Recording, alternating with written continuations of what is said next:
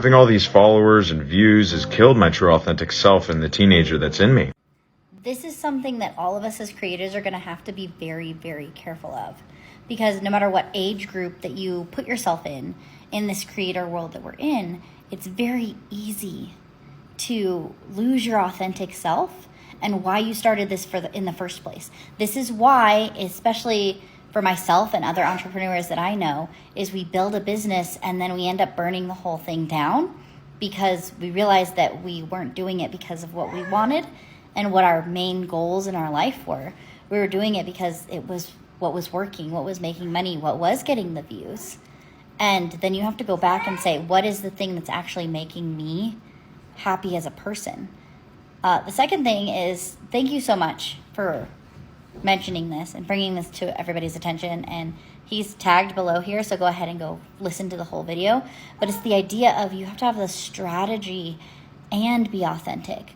But we forget that like attracts like. So even if people don't like what we're putting out there, looking at everything as a test and just pretending it's on a conveyor belt in your mind and going, oh, that's interesting data.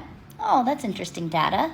Instead of going, oh my God, people didn't like what I put out there. I must be terrible. This must not be it. They don't like me anymore. And detaching yourself from what the thing is that's going to happen is, and knowing that it's not about you or your self-worth. It's just, maybe they didn't like that today, and that's fine. Or maybe you posted it today, and then we're finding out that when you post the same video on TikTok, for example, it does better the second and the third time, and you get more views because you're reaching different people. There's millions and millions and millions of people in this world, and you have a group of core people, and don't worry about focusing on the community first. This is where I see 90% of entrepreneurs make this mistake, is we focus on building a community and we don't actually focus on what the hell we want to talk about and what is our intellectual property and the main thing, that the hill that we will die on, property that we have. And we don't focus on the strategy and the systems that go behind that. And that is where this mental health problem is coming from, because then we build something based on what other people want and not what we want.